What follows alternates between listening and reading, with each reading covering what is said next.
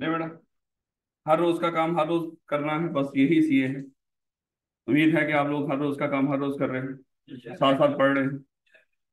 कई बच्चे खामोश हैं, उनको लग रहा है कि सर कोई मसला नहीं, अभी हमने पढ़ना स्टार्ट करेंगे इंशाल्लाह, क्योंकि अभी हम किताबें ली हैं आज, या कई ले लेंगे। इंतहाई आसान रहेगा मेरे बच्चे, इंशाल्लाह सीए। पता भी नहीं चलेगा आप लोग सीए कर रहे हो, अगर हर रोज का काम हर रोज कर लोगे। पता चल जाएगा आप सीए कर रहे हो, पता जाएगा अगर आपने हर रोज का काम हर रोज ना किया। तो इसलिए खुदा के लिए हर रोज का काम हर रोज करना है, अल्लाह के वास्ते हर रोज का काम।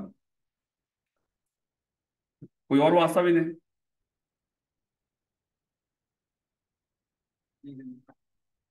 चलें। मेरे बच्चों को याद होगा कल हमने डिस्कस किया था how to set effective goals, यानी कि लोगों के साथ मिला लो और ऐसे गोल सेट करो कि लोग उनको अंदर से मोटिवेशन मिले, उनके खुद वो मोटिवेट हों। उसके बाद हमने डिस्कस किया था कि इस तरह गोल सेट करो कि साथ उसमें ऐसा सिस्टम होना चाहिए कि लोगों को फीडबैक भी मिले, है कि आपने कितना काम कर लिया, कितना करने वाला रहता है। जैसे अभी देखो ना, आप सीए कर रहे हो, है, जैसे जैसे पेपर पास करते जाओगे तो ऑटोमेटिकली फीडबैक है, भैया 21 पेपर हैं लोग 5 तो निकल गए, उसमें से पीआरसी में है 4 महीने के अंदर ही फटका दिया हमने। उसके बाद बाकी रह क्या गया, वो जो 15-16 रह गए वो भी देखना, ऐसे ही 5-5 6-6 महीनों के अंदर हमने खत्म करते जाना। तो ऐसे ही मेरे बच्चे फीडबैक मिलता जा रहा है आपको। उसके बाद हमने डिस्कस किया था स्मार्ट होना चाहिए, पर्सनल गोल कमर्शियल गोल के साथ अलाइन होना चाहिए, यानी कि जो ऑर्गेनाइजेशन के मकसद हैं वो हर बंदे के मकसद के साथ अटैच कर दो। जब वो बंदा अपना मकसद अटैच करेगा, पूरा करेगा, यानी कि चलो ऑर्गेनाइजेशन का मकसद पूरा करेगा तो उसका अपना मकसद पूरा होगा। यानी कि ऐसे हमने डिस्कस किया था, टारगेट लोगों को ऐसे सेट करके दो कि उसको कहो कि ये टारगेट अचीव कर, जो तेरा मन कर रहा है ना हम तुझे वो दे देंगे। लेकिन ये हर एक बंदे से आपने वो डिस्कस कर करके पता करना है कि हर बंदे की नीड्स क्या है। हर ये नहीं कि शुरू में लिखना जब तूने कार ली ये तेरी कार, ऐसे थोड़ी होता है, उसका पूरा सिस्टम होता है मेरे बच्चे। कहते कि मैन रिकॉर्डिंग होस्ट से them in A positive statement, हमने डिस्कस किया था पॉजिटिव स्टेटमेंट के अंदर होना चाहिए। ये नहीं करना ये ये काम 6 महीने में नहीं होगा, हम इसको 8 महीने में करोगे, भाई बकवास का सीधे तू कहे 8 महीनों में कर लेंगे, इट्स ओके। तो इसको क्या होना चाहिए, पॉजिटिव स्टेटमेंट, पॉजिटिव उसमें नजर आना चाहिए। और फिर हमने डिस्कस किया था कि गोल्स की प्रायोरिटी सेट करो, जो अहम है सबसे पहले, उसके बाद सेकंड अहम, थर्ड अहम, फोर्थ अहम, इस तरह करके। जैसे आप लोग जब 5 पेपर हैं, पांचों पेपर में सबसे पहले कहते हो भाई सबसे पहले अकाउंटिंग पढ़ो, पहली दफा देख रहे हैं इसको, है, या कई बच्चों का क्यूएम का मामला है, फिर दूसरे नंबर पे रखेंगे, नहीं भैया पहला पहला क्यूएम, दूसरा अकाउंटिंग, तीसरा इकोनॉमिक्स, चौथा बीसीआरडब्ल्यू, और आई2बी की तो औकात सर ने कहा वो तो वैसे ही बात हो जाए है, उसका तो मसला ही कोई नहीं। तो मेरा ख्याल है 5वें नंबर पे आप इसको थोड़ा सा टाइम देते हैं। और जो बंदा जिस बंदे को जो जिसको जिसकी जो जो होता है ना, एक बंदा टेक्निकली जो स्किल्स के लिहाज से अपने अंदर स्किल्स पैदा करना चाह रहा है मैनेजमेंट की, वो सबसे पहले ये सब्जेक्ट पढ़ता है। उसको पता है ये सब्जेक्ट बड़ा मजेदार है, देखो ये मैंने कल मैनेजर बनना है, मुझे वही चीजें सिखाना है। चले खैर, ले बेटा अब इसी चीज को हमने इम्प्लीमेंट करना है इस सिनेरियो के अंदर। कहते हैं example, the board of OT limited is currently formulating strategy, बस रीड करना है आपने इसको अच्छे तरीके से। बस वही चीज जो ऊपर आपने पढ़ी है वो आपको हकीकत में करके दिखाने लगा है कि देखो एक ऑर्गेनाइजेशन है, वो क्या करने जा रही है, कोई फॉर्मुलेट स्ट्रेटेजी, वो स्ट्रेटेजी बनाने जा रही है for achieving it's business goals during the next 4 years. अगले 4 सालों के लिए उन्होंने कोई बिजनेस स्ट्रेटेजी बनानी है। ये स्ट्रेटेजी कौन बना रहा होगा? हाँ, strategic management top level. The board is of the opinion that, अब बोर्ड का मतलब क्या है, बोर्ड ऑफ डायरेक्टर है, जो कंपनी के, ये पढ़ेंगे अभी स्ट्रक्चर हमने पढ़ा नहीं, जो कंपनी के बड़े जो चलाने वाले हैं, बनाने वाले नहीं, मालिक नहीं, जो कंपनी को चला रहे हैं उनके लिए लफ्ज बोला जाता है बोर्ड ऑफ डायरेक्टर।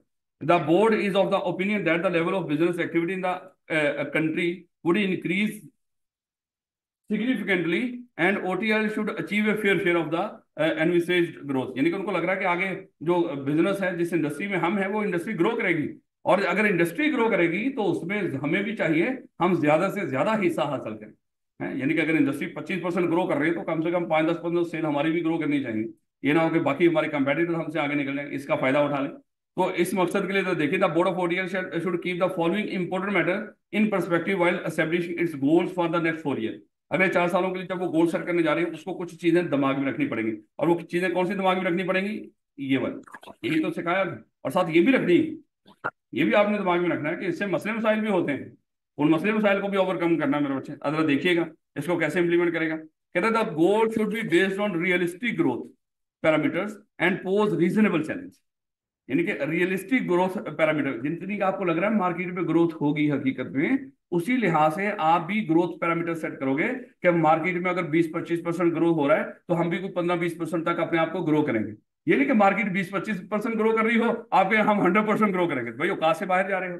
है, इसलिए कह रहा है कि आप ये देखो कि हकीकत रियलिस्टिक होना चाहिए। हमने कल डिस्कस किया था ना, गोल ऐसे सेट करो जो रियलिस्टिक हो, लेकिन चैलेंजिंग हो, लेकिन रियलिस्टिक रहे।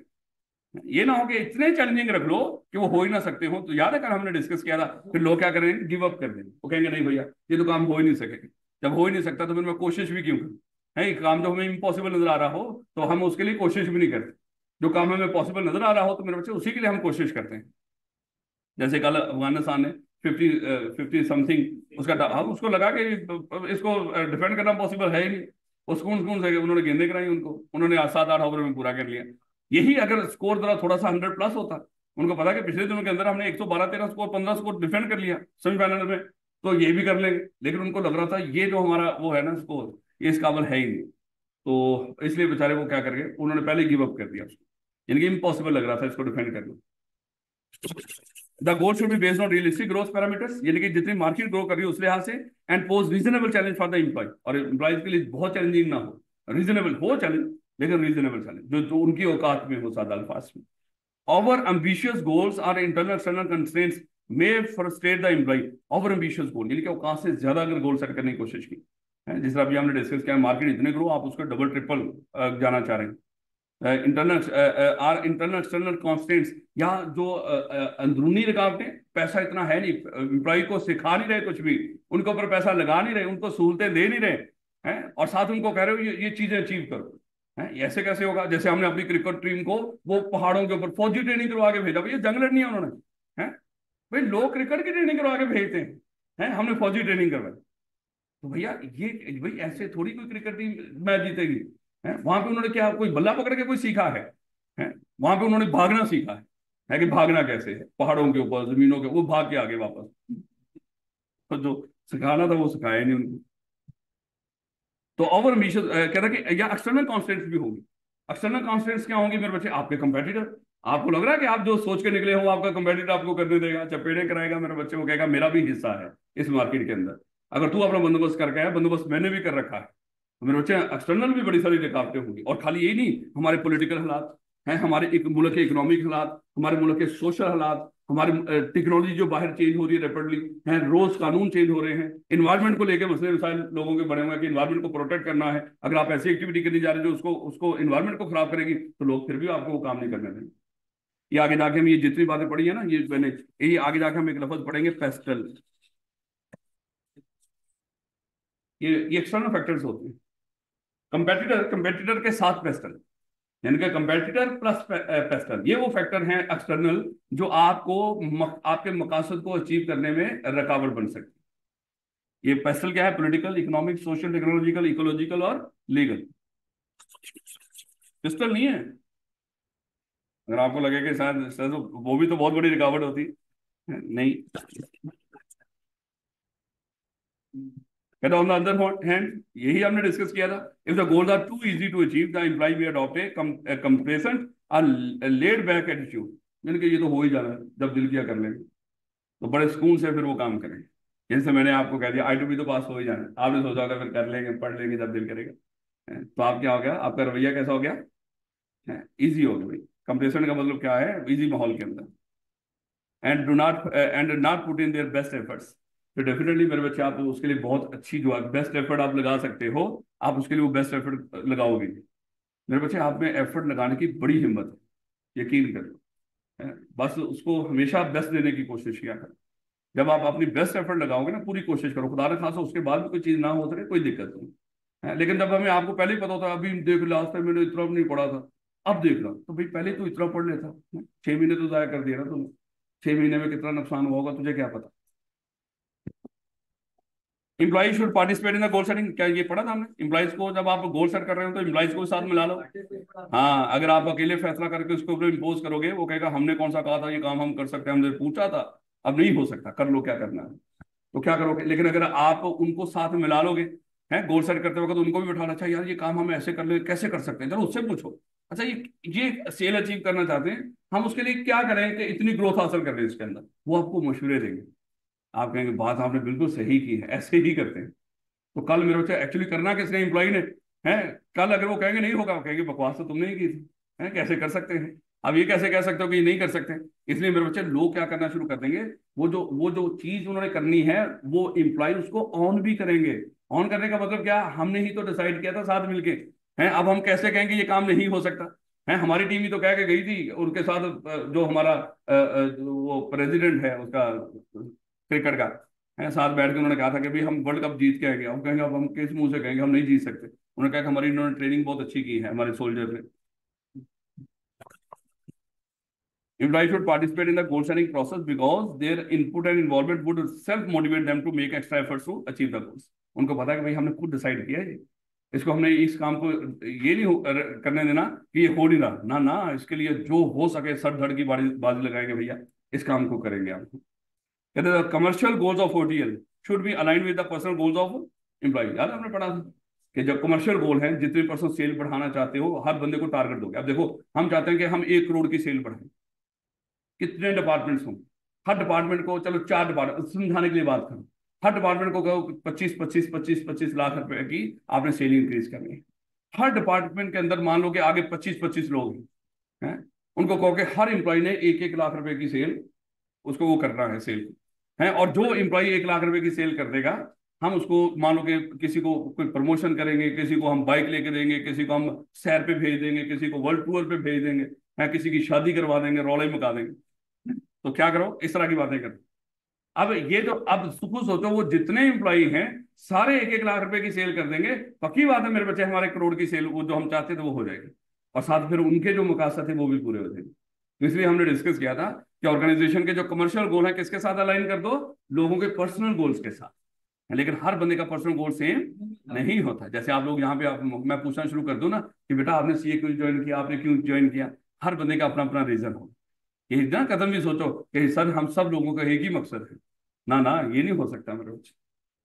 कोई कुछ होंगे जो मैच कर दे, लेकिन ये नहीं होगा हम इतने, क्योंकि इतने भी मकसद कहाँ पे हो सकते हैं जितने लोग बैठे होंगे, इतने तो मकसद ही नहीं है। इसका मतलब कुछ लोगों के सेम भी होंगे, इतने क्यों नहीं।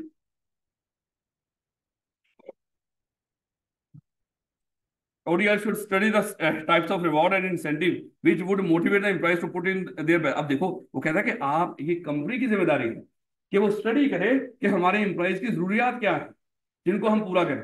क्योंकि अगर आप उनको जरूरत को पूरा करने का वादा करोगे फिर वो मोटिवेट होंगे। एक बंदे के पास पहली गाड़ी है, अब उसको कहो कि तू ये काम कर, तुझे बाइक लेके देंगे, कहता रख अपनी बाइक अपने पास, मैंने कर रही नहीं। वो पागल है उसकी वो देखो उसकी जरूरत क्या है उसकी जरूरत के लिहाज से उसको इनाम दो।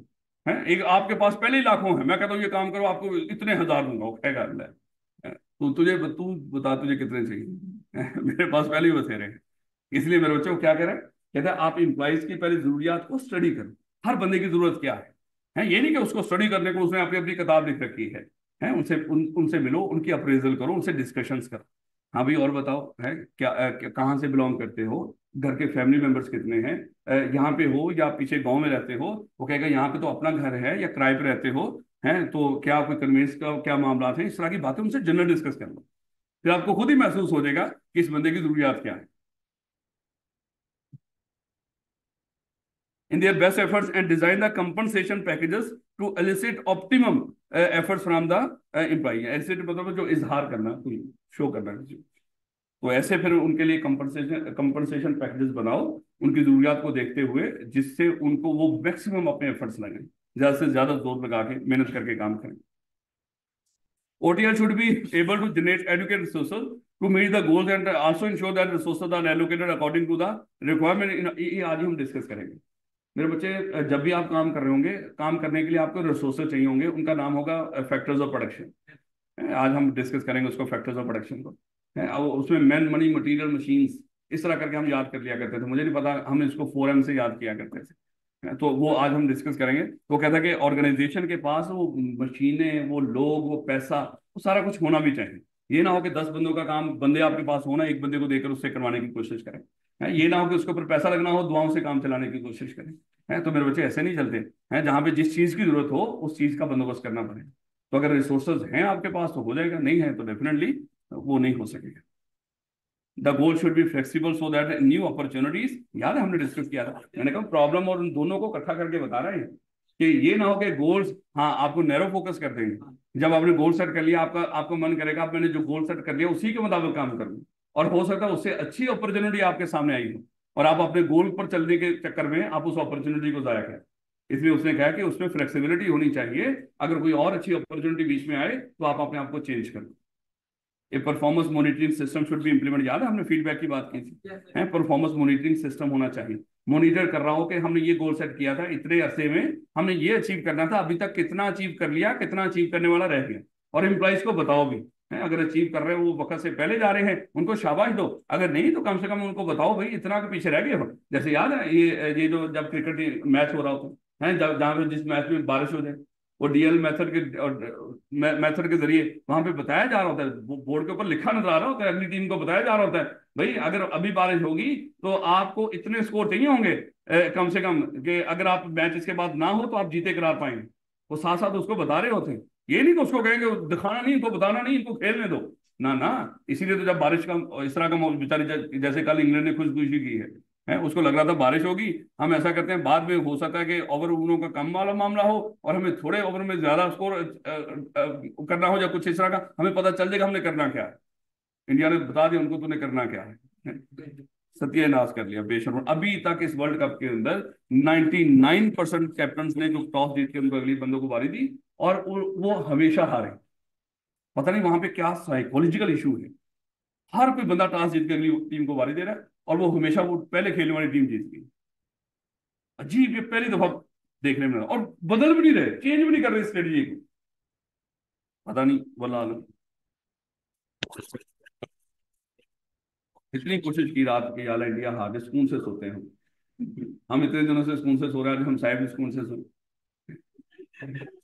या हम इतने दिनों से तकलीफ में है वो भी तकलीफ में पहुंचे, दूसरों की तकलीफ देखे बंदे की खुद की तकलीफ कम हो जाती है।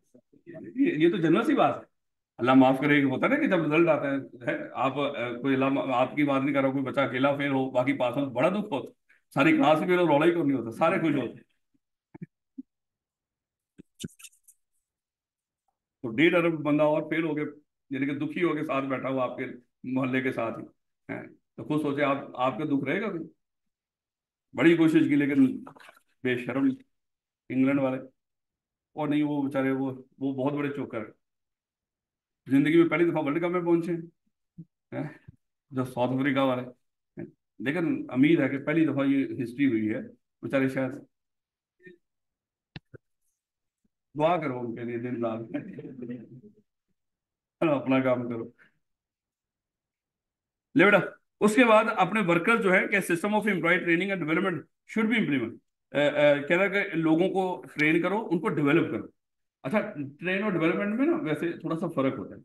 ट्रेन होता है किसी बंदे में एक खास सलाहियत के ऊपर काम करना, उसको ट्रेनिंग कहते हैं, और डेवलपमेंट में हम पूरी शख्सियत के ऊपर मेहनत करते हैं, इसमें फर्क होता है हल्का सा। यानी कि ये बिल्कुल कोचिंग और मेंटोरिंग जैसा मामला है, जैसे मैं यहाँ पे कोचिंग कर रहा हूँ या मेंटोरिंग कर रहा हूँ, शर्म करो। है मैं आपको मुआशरती मामला आपकी जिंदगी के उसूल सारे नहीं बता रहा, शर्म तो यही इस तरह की बात करते हुए मैं कोचिंग कर रहा हूँ। है कोचिंग में क्या होता है, कोचिंग में सिर्फ एक चीज बताई जा रही है, मैं क्या आईटीपी के अलावा कभी मैंने कोई और बात नहीं की आपको, जिंदगी के सुनहरी असूल कोई नहीं मैंने बताया, कामयाबी के असूल तो खुदा का खौफ करो। लेकिन बहरहाल आपने सही कहा, यहाँ पे मैं पढ़ा रहा हूँ आई तो मैं क्या कर रहा हूँ, हाँ हाँ मैं कोचिंग कर रहा हूँ, नहीं इससे कोई फर्क नहीं पड़ता। हाँ लेकिन अगर मान लो कि आपके कोई और मसले मसाइल हो, आप मैं क्लास खत्म हुई, आपने मुझे फोन करके कहा सर सर मेरा एक और मामला है सर, मैं आपसे डिस्कस कर लूँ, मैंने कहा कर बेटा डिस्कस, है इस तरह के मामला डिस्कस कर रहे हो मुझसे, तो इस तरह की चीजें फिर मैं मामला दूसरे मेंटोर की तरफ चला जाएगा।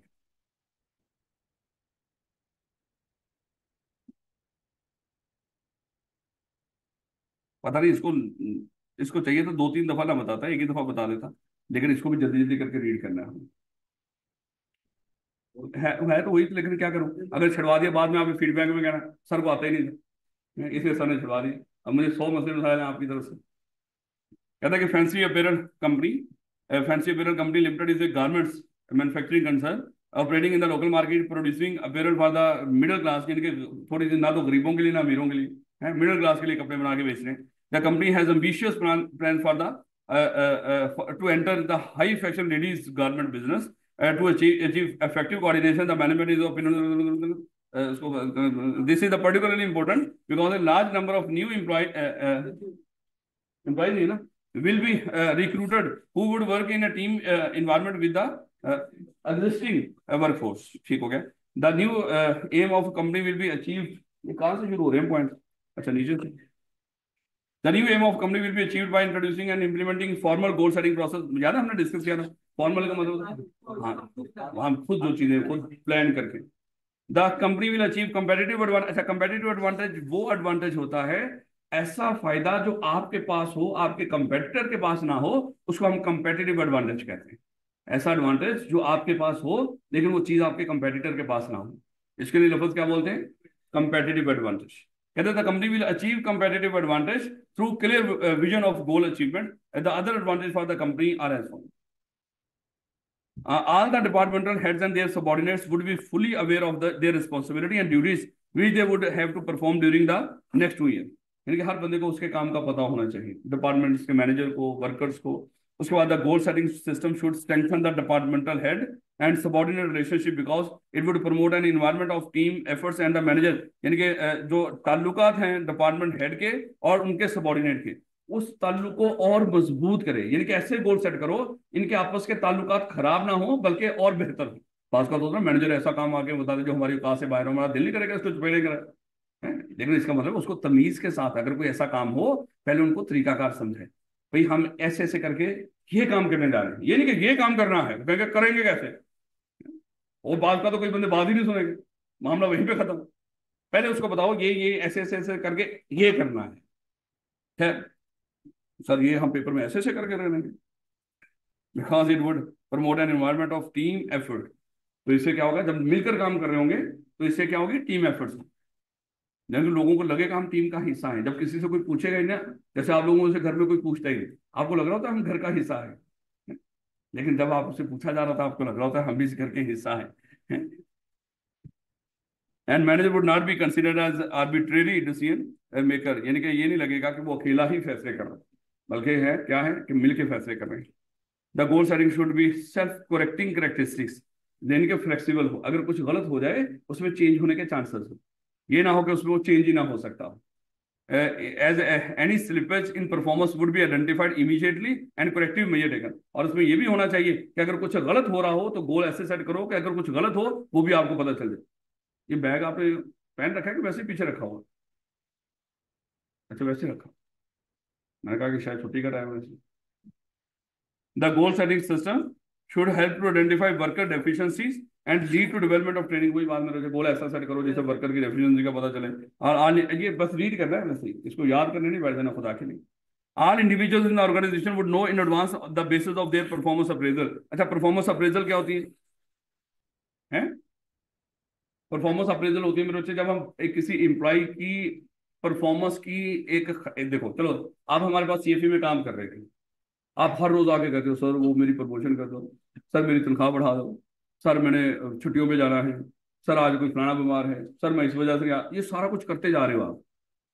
हर रोज आके ये भी कह रहे हो मुझे प्रमोट कर दो. फिर हम एक दिन आपको बुला लेंगे, आज बैठो बैठो हमारे सामने. ये आपकी कारकर्दगी है पिछले 6 महीने. अब तू हमें बता तुझे हम रखें या निकालें. तू प्रमोशन की बात कर रहा है. इसको कहते हैं परफॉर्मेंस अप्रेजल. यानी कि किसी बंदे का जो भी जैसे अल्लाह अल्लाह ताला खैर वाफियत वाला मामला करे और हमारा आखिरत में जो हमारा हिसाब किताब है वो हमारे किस हाथ में हो? दाएं हाथ में है. तो वो मेरे बच्चे एक्चुअली हमारी क्या होगी इस जिंदगी की परफॉर्मेंस अप्रेजल है. वो सारी परफॉर्मेंस अप्रेज करके उसका अंदाजा लगा के जो अच्छाई बुराई होगी सारी आपके सामने रख दी है. तो इसी तरह हम वर्कर को सामने बैठा के उसकी सारी जो उसके करतूत हैं उसको बताते हैं. अगर उसके करतूत ऐसे हों कि वो प्रमोट हो सकता हो तो उस अप्रेजल के साथ ही हम उसको खुशखबरी देकर भेजते हैं. अगर उसकी हरकतें ऐसी हों तो हम उसको कहते हैं बेटा अपना बंदोबस्त कहीं और कर लें. तो ये मेरे बच्चे इसको क्या बोलते हैं? Performance appraisal. यानी कि अप्रेज करना, किसी का अंदाजा लगाना, जांच पड़ताल करना सादा अल्फाज. The goal setting would help to closely monitor the market trends and adopt to the change in the market taste and preferences. यानी कि मार्केट के अगर फैशन टेस्ट प्रेफरेंस यानी कि होता है ना, ये लोगों की बात कर अगर आज लोगों के टेस्ट और प्रेफरेंसेस चेंज हो, अब लोग घरों में खाना पसंद नहीं करते, बाहर खाना पसंद करते हैं, चाहे अल्लाह माफ करे उनको जो मर्जी खिला दो, और लाहौरी तो जो दिल करता है खाए जा रहे हैं, लेकिन हम खाए जा रहे हैं। लेकिन जो उसके बावजूद लोगों के टेस्ट और प्रेफरेंसेस, मेरे बच्चे आज के दौर में क्या हो रही है, चेंज हो रही है। अब लोग क्या करेंगे, लोग बाहर से शवारमा खाएंगे हैं, और जो शवारमे बेचते हैं वो कहते हैं अल्लाह की कसम 90% हम मरी मुर्गी खिलाते हैं, लेकिन हम क्या, हमने तो वाकई बड़ा शवारमा खाना है 70 रुपए में, है तो जब वो बड़ा शवारमा, वही टेस्ट तो उसका गोश्त जैसा ही होता है ना, चाहे मरी हो जिंदा हो, है इससे कोई फर्क तो नहीं पड़ता। क्या पड़ता है, अल्लाह माफ करे। सर उसको पड़ता होगा ना, वो गुनहगार होता होगा, हमें क्या पता जिंदा थी या मरी थी, है हमने तो खा ली। लेकिन मेरे बच्चे उसके कोई सेहत के ऊपर भी असरात पड़ते हैं, इस तरह की चीजों से जितना हो सके परहेज किया कर। अब वो खुद क्लेम कर रहा है, वो खुद कह रहा है कि मैं सप्लायर हूं इस लाहौर का, और 90% तो मैं सप्लाई करता हूं इन शवारमा वालों को, और वो क्या है, सारी ठंडी मुर्गी होती है।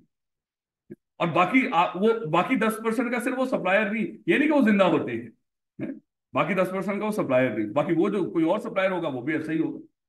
अल्लाह माफ करे, ये नहीं कहना कि सर आप ही डॉक्टर वो फलाने की तरह वो जो बेशर्म सा है आप भी बयान दिए जा रहे हो, नहीं नहीं मेरे बच्चे, ये तो इसमें तो रौला ही कौन। आपको लग रहा है इतनी गर्मी के अंदर जहां पे बंदे मर रहे हैं वहां पे वो ब्रॉयलर मुर्गे जिंदा रहते हो?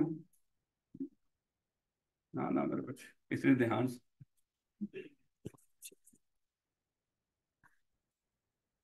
खैर, the course setting would help to closely monitor. बाद का मुझे भी खाना पड़ जाता है, और फिर उस वक्त मुझे ये सारी बातें याद आ जाती हैं।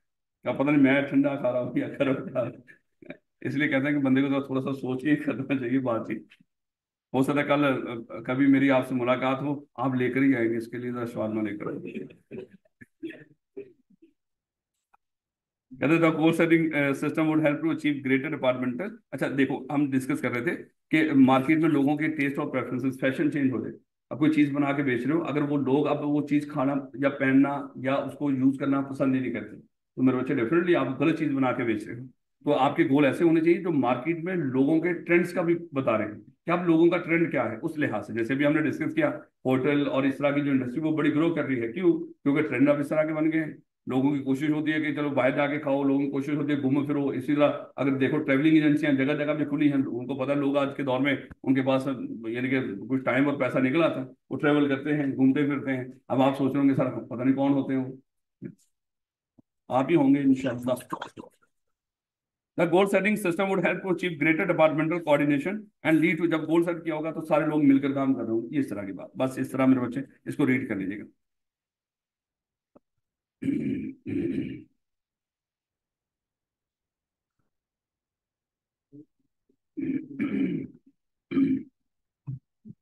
ले बेटा, अगर आपने कोई कारोबार करना है तो कोई भी कारोबार करने से पहले जरा सोचिएगा कि उसके लिए आपको कुछ चीजें चाहिए होंगी। जो चीजें चाहिए होंगी उनका नाम है मेरे बच्चे फैक्टर्स ऑफ प्रोडक्शन। यानी कि कुछ बना के बेचना है या कोई सर्विस देनी है, तो मेरे बच्चे पक्की बात है आपको कुछ फैक्टर्स चाहिए होंगे, कुछ चीजें चाहिए होंगी जो दरकार हैं। अगर वो होंगी तो आप वो काम कर सकेंगे, नहीं तो नहीं कर सकेंगे। तो ये मेरे बच्चे, इसको आप बिल्डिंग ब्लॉक्स ऑफ बिजनेस भी कह सकते हो। वो चीजें जो किसी बिजनेस को बिल्ड करती है, यानी कि अगर कोई देखे, कोई हर चीज का कोई स्ट्रक्चर होता है, ये बिल्डिंग है, इसका स्ट्रक्चर है। आप देखेंगे सर ये स्ट्रक्चर जो है बना कैसे है, इसमें ईंटें भी लगी होंगी, इसमें सीमेंट भी लगा होगा, इसमें सरिया भी होगा, इसमें ये भी होगा वो भी होगा, है। तो ये सारी चीजें मिला के ये क्या है, ये बिल्डिंग बनेगी। इसी तरह अगर कोई कारोबार बने, उस कारोबार के भी मेरे बच्चे कुछ बिल्डिंग ब्लॉक्स होते हैं, ऐसे ब्लॉक्स जिनके जरिए वो कारोबार बनता है। मेरे साथ मेरे बच्चे, ये आपको 4 ब्लॉक्स नजर आ रहे होंगे। अगर हम कारोबार की बात करें, ये कारोबार कोई भी कारोबार इन 4 ब्लॉक से मिलकर बनता है। वो 4 ब्लॉक्स कौन कौन से हैं? सबसे पहले मेरे बच्चे, नेचुरल रिसोर्सेज में सबसे मेन चीज क्या है? नेचुरल रिसोर्सेज में सबसे मेन चीज जमीन है। अगर आप ये देखें, सीएफई को क्या नेचुरल रिसोर्सेज की जरूरत नहीं? बिल्कुल जरूरत है। अगर ये जमीन ही ना होती तो हम हवा में कॉलेज कैसे बनाते भैया? है तो इसके लिए हमें जमीन की जरूरत है, और जमीन क्या है? ये नेचुरल रिसोर्स है। अच्छा, नेचुरल रिसोर्स कौन सा होता है? हाँ, जो कुदरती तौर पे बना। तो आप कौन से रिसोर्स? Natural resource. चल, खैर। तो मेरे से क्या है, जो कुदरती तौर पे चीजें बनी हो, तो पानी पीते हो, ये तो नहीं कि सीएफई का बना हुआ पानी पी रहे, नेस्ले का पानी देख लो, होता नहीं नेस्ले का पानी। नेचुरल रिसोर्स ही है, उन्होंने बस बोतल में बंद करके थोड़ा सा ठंडा करके हमें दे दिया, है ना, तो इट्स ओके। लेकिन मेरे बच्चे है वो क्या, नेचुरल रिसोर्स। खैर, तो उसके लिए सबसे, अभी हम देखेंगे इसमें कि नेचुरल रिसोर्सेज भी आपको चाहिए होंगे। उसके बाद मेरे बच्चे आपको लोग भी चाहिए, नेचुरल रिसोर्सेज और साथ में ह्यूमन रिसोर्सेज। ह्यूमन रिसोर्सेज नहीं होंगे डेफिनेटली मेरे बच्चे, कहीं पर भी कोई होगा वहां पे काम करने के लिए आपको लोगों की जरूरत है। लेकिन सर वो आगे तो आर्टिफिशियल इंटेलिजेंस आ गई है, तो वहां पे तो हमारा काम ही खत्म हो गया। नहीं नहीं मेरे बच्चे, आर्टिफिशियल इंटेलिजेंस पर काम करने के लिए भी आप लोगों की ही जरूरत है। ये देखो आपका प्रोफेशन ऐसे ही कभी पहले भी खतरे में पड़ा था, है जब कैलकुलेटर नया नया आया था ना, आपको पता है अकाउंटेंट्स ने कितना उसके ऊपर हड़ताल की थी, है एहतजाज किया था, हमारा तो कारोबार ही खत्म हो गया, यानी हम तो रुल ही गए। जैसे शायद आपने पहले भी जिक्र किया। तो मेरे बच्चे अगर कैलकुलेटर आने से आपकी जिंदगी आसान हुई थी बजाय के तंग होने के, इसी तरह ये जो चीजें आ रही हैं ये इंशाल्लाह आपकी जिंदगी आसान करेगी। और आई कैप बड़ी ये चीजें बड़ी अच्छे तरीके से जानता है कि ये चीजें कैसे आपके अंदर इनकॉर्पोरेट करनी है, ताकि ये जो चेंजेस आ रहे हैं वो चेंजेस आपके अंदर भी पैदा कर दिए थे हैं। आप उस लिहाज से अब देखो, ये अगर हम डाटा एनालिटिक्स की बात करें या इस तरह के कोर्सेज फिनटेक वगैरह व्हाट्सएवर, ये आपके सिलेबस के हिस्से हैं, आपने वो करने हैं। तो इसलिए इन चीजों के बारे में परेशान ना हुआ करो, बस कर लो। करना होता नहीं है, ऐसी चीजों के ऊपर डाल देता है, आगे तो स्कोप भी खत्म हो रहा है मैं कर ही नहीं रहा, तो दफा हो तो इधर कर। है तेरा स्कोप खत्म हुआ तो हम जिम्मेदार हैं, तुझे अगर खुदा ना खासा नौकरी शौकरी ना मिली तो हम जिम्मेदार हैं, नहीं नौकरी के लिए हम जिम्मेदार हैं। अब रिश्तों की बात तो हम थोड़ी मैरिज ब्यूरो थोड़ी खोल रखी है अब। नेचुरल रिसोर्सेस, ह्यूमन रिसोर्सेस, और उसके बाद मेरे बच्चे क्या आएगा, मशीन्स, यानी कि मटीरियल, सादा अल्फाज में इसको चलो ऐसे कर लो, मटीरियल, मशीन्स एंड मटीरियल्स। तो ये भी चाहिए होंगे मेरे बच्चे, इसके बगैर भी काम नहीं चलेगा। नेचुरल रिसोर्सेज, ह्यूमन रिसोर्सेज, जो मटीरियल वगैरह, और फिर आएगा एंटरप्रेन्योर। एंटरप्रेन्योर मालिक, इंसान, ऐसा बंदा जो इन सारे रिसोर्सेज को इकट्ठा करेगा, इन सबको एक जगह पे इकट्ठा करेगा। देखो लोग तो भागे फिर रहे हैं, मशीनें भी गिर रही हैं, सब कुछ चल रहा है, मटीरियल भी पड़े हुए हैं, लेकिन मेरे बच्चे क्या हम कह रहे हैं वो कारोबार है? नहीं नहीं, इन सबको जो वो इकट्ठा करके एक जगह पे इन सबको इकट्ठा करेगा, उस बंदे को हम बोलेंगे ये एंटरप्रेन्योर है, ये मालिक है उस कारोबार का। तो इसका होना भी जरूरी है, मालिक के बगैर भी ये सारी चीजें आपस में इकट्ठी नहीं होती। तो चार तरह के फैक्टर्स ऑफ प्रोडक्शन है मेरे बच्चे, कौन कौन से, natural resources, human resources, material और एंटरप्रेन्योर।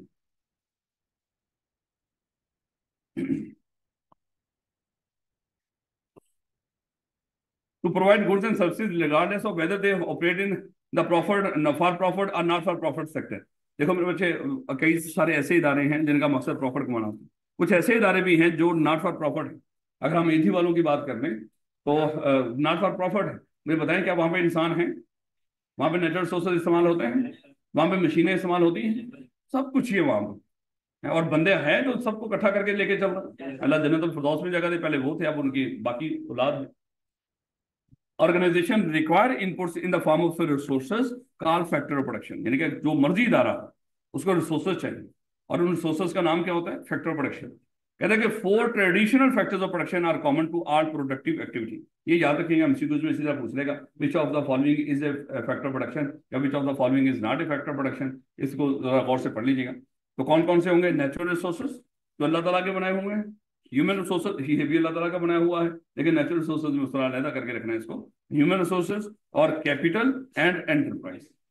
कैपिटल में मेरे बच्चों आ जाएगी मटीरियल, मशीनें वगैरह। कहते हैं कि पैसा भी आ जाएगा इसमें।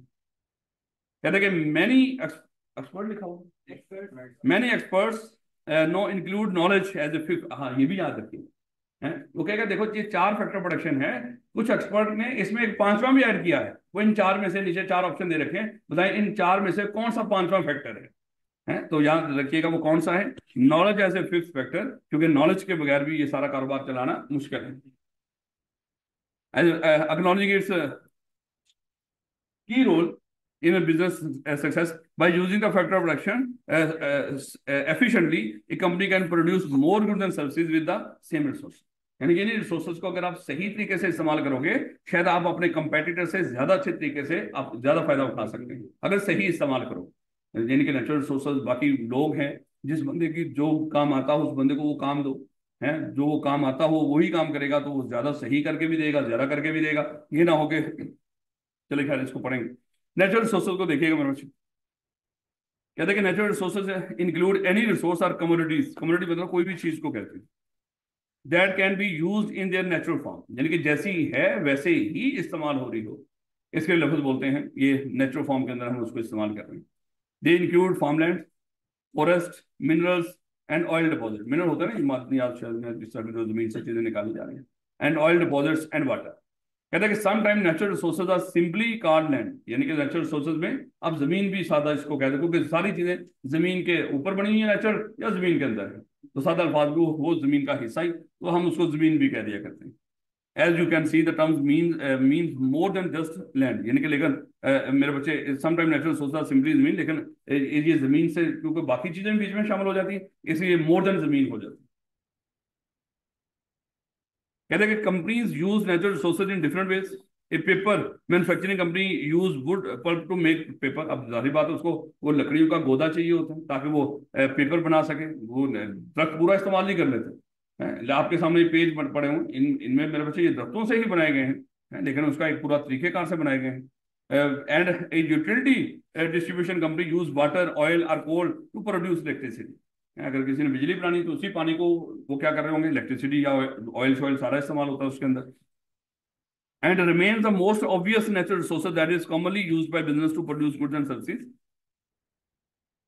लैंड।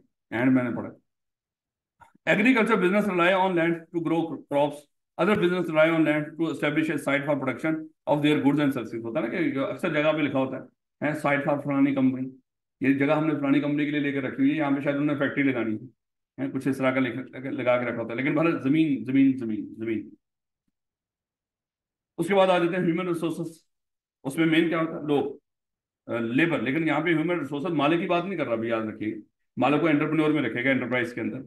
कहता है कि human resources are the people who are able to perform work for a business. जो लोग एक कारोबार के लिए काम करके दे रहे हो, they may contribute to production by using their physical abilities such as working in a factory to construct a product. देखो फिजिकल एबिलिटीज भी और मेंटल एबिलिटीज दोनों तरह के होते हैं। देखो ज्यादा मेहनत जो करता नजर आ रहा होगा, शायद आपको जो मशक्कत करता नजर आ रहा होता है वो फिजिकल एबिलिटी मजदूर है, लेकिन उसके पीछे कौन होता है, दिमाग वाला बंदा। और ज्यादा पैसा किसको मिल रहा होता है, दिमाग वाले बंदे को। और वो दिमाग वाले बंदे आप हो, फिलहाल तो मजदूर ही। जब वो इंशाल्लाह बन जाओगे, ये प्रोसेस में हो, आप प्रोसेस में गुजर रहे हो दिमाग वाले बंदे बनने के। Alternatively, they may contribute by using their mental abilities, such as proposing a change in the existing production process। यानी कि वो जो वो होगा, मैनेजर होगा, जो सुपरवाइजर होगा, उनको बता रहा होगा नहीं नहीं ऐसे नहीं ऐसे करो, वैसे नहीं वैसे करो। वो दिमाग वाला बंदा भी है जो उनको बता रहा होगा। और मोटिवेटिंग अदर वर्कर्स, या उनको काम के लिए मोटिवेट कर रहा होगा। है जैसे वो एक फौज होती है, उसकी एक प्लाटून होती है, प्लाटून का एक जो भी हेड है वो दिमाग इस्तेमाल कर रहा होता है कि कब हमने कैसे अटैक करना है किसी जगह पर। बाकी तो ठा ठा गोलियां चलाने वाले हैं। जिधरों को कह दोगे, जिस वक्त कह दोगे गोली स्टार्ट कर देंगे। लेकिन ये ना हो कि दुश्मन चुप करके बैठा होगा, इनकी गोलियां पहले खत्म होने दो, काम खराब हो जाएगा। कैपिटल क्या हुआ, the tools machinery equipment buildings use to produce. अच्छा देखो, आपने ये नहीं कहना सर बिल्डिंग तो नेचुरल सोर्स है, नहीं नहीं, ये बिल्डिंग ये ऊपर की बात है, जमीन से ऊपर जो चीजें हैं ये बिल्डिंग की बात हो रही है। The tool machinery equipments buildings use to produce goods and services and get them to consumer are known as capital. यानी कि मशीनें मशीनें इमारतें, जो चीजें भी मैन सॉरी मटीरियल और मशीन सादा fast. Sometimes the term capital also used to mean the money that buys machinery. और फिर बात कर कहता है कि कैपिटल के अंदर पैसा भी आ जाता है, क्योंकि पैसे से ही ये मशीनें बिल्डिंग्स हम सब कुछ बनाते और खरीदते हैं। Factory and other production, however because many money itself produce nothing. वो पैसे की खुद की कोई औकात नहीं होती। हाँ पैसे से जो चीज खरीदते हो उसकी औकात होती है। होता ना, कई लोग किसी को सजा के तौर पे, होता ना मूवीज के अंदर, उसको कहता है ये तूने पैसा इकट्ठा किया ना, ला खा खा इसको। पैसा वो तो कुछ नहीं, मेरे बच्चे पैसा नहीं। होता ना वो हीरो विलन को आखिर पे पैसा खिला रहा हो। कह रहे however because money itself produce nothing, it is not one of the basic input. इसका मतलब इस पैसे से आप आगे कुछ और चीजें करते हो, इससे लोग हायर करते हो, इससे मशीनें बिल्डिंगें फैक्ट्री सारा कुछ बंदोबस्त करते हो। इंस्टेड इट इज, ये कुछ सादी सादी चीजें हैं, बोर मैं भी हो रहा हूँ, लेकिन रीड करना है। कोई काम की चीज तो है नहीं इसके अंदर, लेकिन मैंने छिड़वानी नहीं क्योंकि फिर आपने फीडबैक मेरा खराब कर लिया। Instead it is a means of, ये क्या है, acquiring the inputs therefore the in the context capital does not include money. ठीक हो गया, यानी कि ये क्योंकि कहता है कि ये इन सब का एक जरिया बनता है, इसलिए हम उसको कैपिटल में शामिल नहीं कर रहे पैसे को। Physical facilities are typically necessary to produce many goods and services. Physical facilities यानी कि वो जो होता है ना फैक्ट्री शैक्ट्री, उसकी बात कर रहे हैं। especially in the recent year technology has enabled business to use their capital more effectively। यानी कि टेक्नोलॉजी ने हमारे पैसा है उसको बड़ी हद तक सही तरीके से इस्तेमाल करना हमें सिखा दिया है। खैर, एंटरप्रेन्योर ये कौन है बोला? मालिक। ये फजूल बातें हैं, बस थोड़ी सी रहेगी। एंटरप्रेन्योर कौन है? मालिक। कह रहे हैं entrepreneurs are the people who combine the inputs of natural resource और लेबर कैपिटल, यानी कि ऊपर के तीनों फैक्टर्स को जो बंदा इकट्ठा करता है एक जगह पे, उसका नाम है entrepreneur. and capital to produce goods or services with the intention of making a profit or accomplishing a not for profit goal। यानी कि जिसका मकसद प्रॉफिट कमाना नहीं, वो अपने मकसद को अचीव करने के लिए तो सबका इकट्ठा करता है, लोगों की वेलफेयर के लिए इकट्ठा करता है, और जिसका मकसद प्रॉफिट कमाना है वो प्रॉफिट कमाने के लिए इन सबको इकट्ठा करते हैं। These people make the decision that set the course for their businesses. They create products and production processes or develop people। ये चीजें बनाते हैं और चीजें बनाने के लिए पूरा प्रोसेस भी बनाते हैं। यानी कि अगर हम यहाँ पे बात करें, यहाँ पे हम आप लोगों को पढ़ा रहे हैं, लेकिन पढ़ाने के लिए एक पूरा प्रोसेस है मेरे बच्चे, उस प्रोसेस से गुजर के ही एक टीचर आप तक पहुंचता है। और डेवलप सर्विसेज। कहता है कि entrepreneurship involve the creation of business ideas and willingness to accept risk. यानी कि देखो मालिक रिस्क लेता है, हो सकता है जो आइडिया वो इंप्लीमेंट करने जा रहा है उसमें पैसा लगा रहा है, सारा कुछ लगा रहा है, हो सकता है वो डूब जाए और हो सकता है उसको फायदा मिल जाए। तो ये वो बंदा है सादा अल्फाज में एंटरप्रेन्योर, जो रिस्क टेकर है, रिस्क भी लेता है। Entrepreneur attempt to identify business opportunity. इसको पता होता है कि कहाँ पे मैं पैसा लगाऊंगा, कहाँ पे रिसोर्सेज को इकट्ठा करके कौन सी चीज बनाने के ऊपर मैं लगाऊं जहां पे मुझे फायदा हो। देखो अपॉर्चुनिटी का मतलब यही होता है ना, जो फायदा हो, जो नजर आ रहा हो मार्केट के अंदर बाहर आपको फायदा, उसी को अपॉर्चुनिटी बोलते हो ना। तो मेरे बच्चे जहां पे ज्यादा ग्रो कर रहा होगा, इसकी कोशिश होगी सबको इकट्ठा करके मैं उस बिजनेस में जाऊं। ऐसा बिजनेस नहीं करते जो डूब रहे हूं पहले। आज कोई ऐसा कारोबार बताओ जो डूब रहा हो। सर हम तो जो भी करते हैं डूब जाते। ठीक हो गया। When they find one, they invest some of their own resources to create a business with the expectation that they will earn adequate profit as a reward for their effort। यानी कि अगर उनको कोई अपॉर्चुनिटी नजर आती है, उस opportunity में फिर इन सबको इकट्ठा करके पैसा लगा देते हैं, और इस चक्कर में तो शायद इनको क्या मिलेगा, इसके बदले में रिवॉर्ड मिलेगा, प्रॉफिट मिलेगा। However, they also face the risk that the profit of the business may not be as high as expected। या हो सकता है लॉस में। In fact, if expenses exceed revenue, तो हमने डिस्कस किया था, फिर क्या आ जाएगा, प्रॉफिट में भी negative and the business could fail. यानी कि प्रॉफिट नेगेटिव कब होते हैं, जब लॉस ज्यादा अल्फाज। In a free market economy. Free market economy क्या है, जहाँ पे हाँ चीजें पड़ी हों और लोग अपनी मर्जी से खरीद रहे हों ज्यादा अल्फाज में, है। तो यानी कि जो जो प्राइस वगैरह हैं वो डिमांड और सप्लाई से रिलेटेड हो, तो समझ लो ये फ्री मार्केट इकोनॉमी है। डिमांड बढ़ गई तो प्राइस बढ़ गए, डिमांड कम होगी तो प्राइस कम हो गए, कुछ इस तरह की जहाँ पे माहौल हो, समझ लो ऐसी क्या होती है, फ्री इकोनॉमी। कह रहा है कि मैनी बिजनेस में भी created with the establish industry. अच्छा इंडस्ट्री क्या होती है बोला, जो एक ही तरह के काम करने वाले बड़े सारे इदारे हैं उनको इंडस्ट्री बोलते हैं।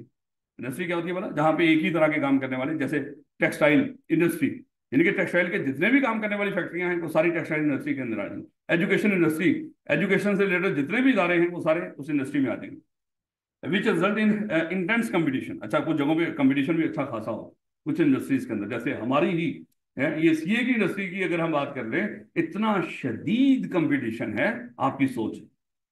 और जितना आपको ये फायदा मिल रहा है ना मेरे बच्चे, ये जो इतना सस्ता सीए, इतना सस्ता सीए, सिर्फ एक वजह है, उसमें कंपटीशन।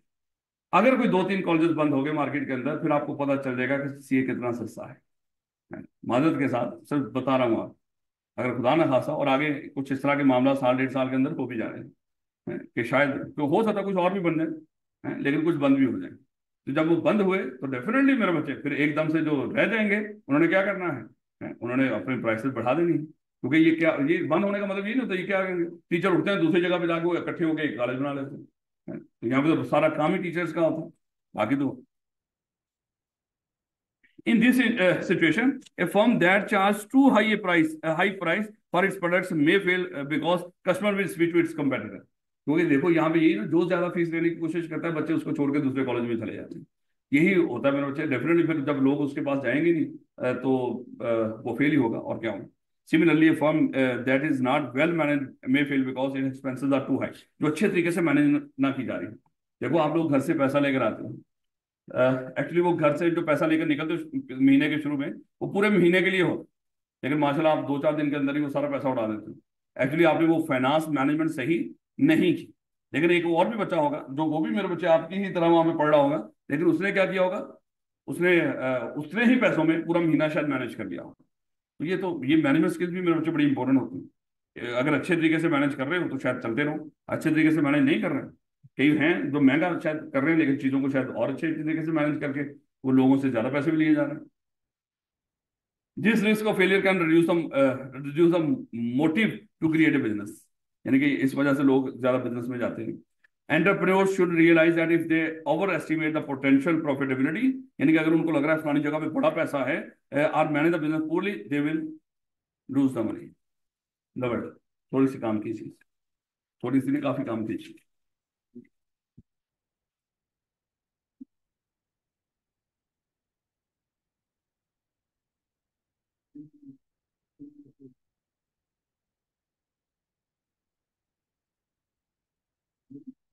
लो बेटा, होल्डर किसको कहते हैं मतलब,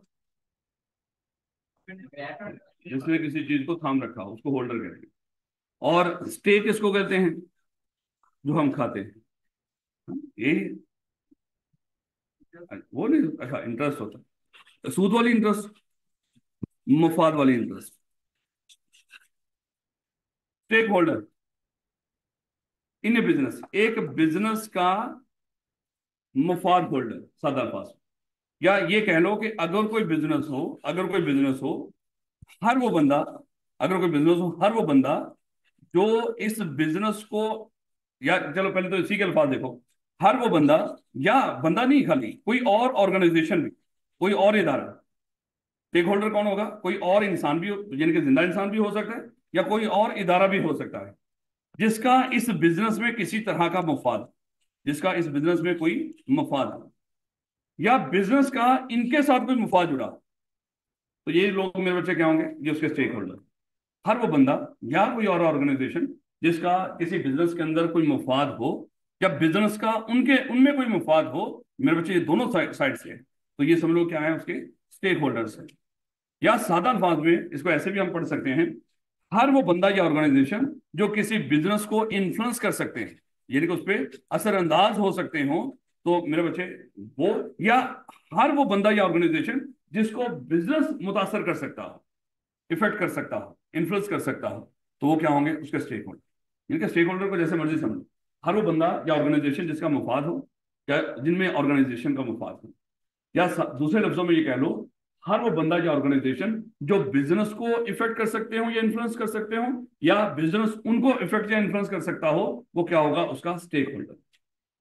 अब जरा आपके सामने सीएफई है, तो हम ये देखें कि कौन कौन से इसके स्टेक होल्डर हो सकते हैं, यानी कि ऐसे कौन से लोग हैं, इदारे हैं, जिनका इस बिजनेस के अंदर, सीएफई के अंदर स्टेक हो सकता है। तो सबसे पहले तो मेरे बच्चे इसके मालिकों की बात करो, क्या मालिकों का इस बिजनेस में स्टेक है, या उनका कोई मुफाद नहीं है? क्या यहाँ पे जो एम्प्लॉइज हैं, अच्छा यहाँ का ये जो, जिन्होंने, जिनसे उन्होंने ये बिल्डिंग रेंट पे ली होगी, क्या उनका कोई स्टेक है? बिल्कुल। तो आप लोग जो यहाँ पे पढ़ रहे हो, जो उसके कस्टमर हो, क्या आपका कोई स्टेक है? क्या आपके घर वालों का कोई स्टेक है? क्या आपके घर वालों का कोई स्टेक है? घर वालों का स्टेक है? हाँ है। भैया उनके फ्यूचर, उनके बच्चों का, उनका फ्यूचर और उनके बच्चों का फिर आगे फ्यूचर है, वो किसके हाथ में है? उस कॉलेज के। उनका ध्यान रखेंगे भैया, जिस कॉलेज को हम पैसे दे रहे हैं, पैसे आप खुद दे रहे हैं, पैसे तो घर वाले दे रहे हैं, क्या सही जगह पे सही मकसद के लिए पैसे लग भी रहे हैं कि नहीं? है, उनका भी स्टेक है, वो भी चाहते होंगे जितना पैसा हम दे रहे हैं उस पैसे में जो मुफाद हमें मिलना चाहिए हमारे बच्चे को, वो मिल भी रहा हो। इसका मतलब क्या हुआ, वो भी डायरेक्टली क्या है, हमारे स्टेक। इसीलिए तो ध्यान रखते हैं, पूछते हैं कॉलेज से, हैं हमारे बच्चे की जरा रिपोर्ट दे। क्यों पूछते हैं, हम कहें नहीं तुम कौन होते हो भैया, अल्लाह माफ करे, हैं हम, आप हो ही कौन जिसको हम ये अपनी रिपोर्ट दें? इसका मतलब उनका स्टेक है, हमें पता है, वो स्टेक होल्डर है, इसके उनका हक है हमसे पूछना, और हमारी जिम्मेदारी है उनको बताना।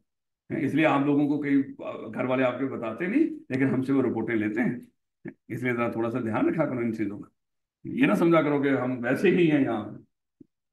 खैर, और फिर अक्सर हम उनको कहते हैं, सर वो आप अपने बेटे की ऐसा करें, सर वो मुझे तस्वीर भी तो भेजे ना। मुझे क्या पता वो इन बच्चों में वो कौन है। फिर वो भेजते, मैं कहूँगा सर ये तो मैंने कभी क्लास में देखा ही नहीं। फिर वो कहेंगे ले भाई अब तो अटेंडेंस के मामला थे, जरा पता करें बच्चा हॉस्टल में तो रह रहा है, स्कूल में कॉलेज में क्यों नहीं जा रहा। तो ये ध्यान रखा करो अपने बच्चे ऐसी चीजों में। तो सर अगर आपने उन्हें कभी देखा ही ना हो क्लास में, तो फिर इसमें हमारा क्या कसूर है, हैं? वो जैसे वो बच्चा लास्ट में जो बैठा वो मुझे नहीं पता वो कौन है, नजर आ गया। नहीं बेटा। अच्छा, बात चल रही थी स्टेक होल्डर्स की। अच्छा मुझे ये बताओ, ये जो मोहल्लेदार हैं सीएपी के इर्द गिर्द, क्या सीएपी के स्टेक होल्डर हैं? ओए हैं, हैं, हैं मेरे बच्चे। हमने यहाँ पे बाहर पार्किंग लगा रखी हो, यहाँ पे बड़े बड़े डेक लगा के शोर शराबा कर रखा हो, क्या ये इफेक्ट होंगे कि नहीं? पक्की बात है, वो भी चाहते हैं कि पूरा मन तरीके से सीएपी के बच्चे यहाँ पे आए बैठे, ये ना हो कि सारा दिन छत के ऊपर हुल्लड़बाजी कर रहे हैं और हमें भी तंग कर रहे हैं, हमारी जिंदगी भी जीवन की। तो बेटा वो भी क्या है, वो भी स्टेक होल्डर है। और कोई बंदा दूर दराज से, जो भी बंदा इस सड़क को इस्तेमाल करता है, इसके सामने से गुजरता है, और यहाँ पे पार्किंग हमने सारी सड़क को सत्यानाश कर रखा हो, वो भी हमारा क्या है, स्टेक होल्डर है। तो मेरे बच्चे उसके बाद, मेरे बच्चे गवर्नमेंट, क्या गवर्नमेंट हमारी स्टेक होल्डर है? हाँ गवर्नमेंट भी स्टेक होल्डर है, गवर्नमेंट भी हमसे टैक्स लेती है, वो भी चाहती है सीएपी चलता रहे, कमाता रहे, हमारा भी टैक्स देता रहे, हैं? तो इसलिए मेरे बच्चे हर वो बंदा या इदारा जिसकी भी, और जिन जिन लोगों से ये सारी चीजें हम खरीदते हैं जो आपको नजर आ रही हैं, क्या हमारे स्टेक होल्डर हैं? की बात है, वो भी स्टेक होल्डर है। तो मेरे बच्चे ये स्टेक होल्डर हर वो बंदा जिसका ऑर्गेनाइजेशन में कोई भी इंटरेस्ट हो, वो हमारा क्या है। और वो इंटरेस्ट डायरेक्टली भी हो सकता है, इनडायरेक्टली भी हो सकता है, हमारा स्टेक होल्डर है। आखिरी बात, स्टेक होल्डर को हम दो हिस्सों में डिवाइड करते हैं। या तो स्टेक होल्डर होंगे इंटरनल या होंगे एक्सटर्नल। इंटरनल स्टेक होल्डर वो होगा जो हमारी ऑर्गेनाइजेशन की चार दीवारी के अंदर, जो ये समझो ये ऑर्गेनाइजेशन की क्या है, चार दीवारी। इस चार दीवारी के जो अंदर स्टेक होल्डर है उसका नाम क्या होगा, इंटरनल स्टेक होल्डर। अब आप कहेंगे सर हम भी तो चार दीवारी के अंदर बैठे हुए हैं, लेकिन मेरे बच्चे आप चले भी तो जाते हो ना, आते जाते हो, या आओ चाहे अपनी मर्जी से आओ या ना आओ, ये भी तो आपकी मर्जी है, लेकिन वो जिन्होंने आना ही आना है, हम उसकी बात कर रहे हैं। इसका मतलब कस्टमर इंटरनल स्टेक होल्डर नहीं होता है। हाँ एम्प्लॉई जिन्होंने आना ही आना है, उनकी मजबूरी है, वो ये नहीं कह सकते आज हम नहीं आएंगे या हम आएंगे नहीं, नहीं मेरे बच्चे फिर वो रहेंगे स्टेक होल्डर। तो इसका मतलब क्या हुआ, इंटरनल स्टेक होल्डर वो होगा जो ऑर्गेनाइजेशन की चार दीवारी के अंदर के लोग हैं। अब दूसरी बात आएगी, दूसरा कौन होगा, एक्सटर्नल, जैसे एम्प्लॉई और मैनेजर्स की बात करें, उसके बाद कौन होगा, एक्सटर्नल स्टेक होल्डर। वो जो जिनकी हमारी ऑर्गेनाइजेशन में इंटरेस्ट है लेकिन हमारी चार दीवारी के अंदर के लोग हैं, उसके बाहर के लोग हैं। इसमें हम देखेंगे जैसे गवर्नमेंट है, मीडिया है, प्रेशर ग्रुप्स, ये पढ़ेंगे हम एक एक करके, परेशान नहीं हो जाना, ये वैसे भी अल्फाज हैं, या लोकल कम्युनिटीज, ये जो इर्द गिर्द रहने वाले लोग, प्रोफेशनल बॉडीज, सोसाइटी, देखेंगे जो जो डिटेल में, तो समझाने के लिए बात बोली मैंने, लेकिन ये कोई भी ऑर्गेनाइजेशन के अंदर का बंदा नहीं। उसके बाद इन्हीं दोनों में से जो अहम हो, देखो ये कनेक्टेड स्टेक होल्डर याद रखना है, ये कोई तीसरी टाइप उस तरह की नहीं है, ये इंटरनल और एक्सटर्नल में से जो ज्यादा अहम हो, जिनके साथ एक खास हमारा ताल्लुक हो, वही हमारा कनेक्टेड स्टेक होल्डर हो। ये कनेक्टेड स्टेक होल्डर क्या होगा, इंटरनल और एक्सटर्नल में से ही जो जो ज्यादा अहम कोई स्टेक होल्डर है, समझ लो सादा अल्फाज में भी यही दिमाग में रखो, वो हमारा कौन सा होगा, कनेक्टेड स्टेक होल्डर, जो हमसे खास ताल्लुक से कनेक्ट हुआ हो। याद रखोगे कितनी तरह के स्टेक होल्डर होंगे, तीन तरह के, वैसे बाजार तीन तरह के, लेकिन दो मेन है, उन्हीं दो से ही एक तीसरा बना है होते इंटरनल और एक्सटर्नल ही है।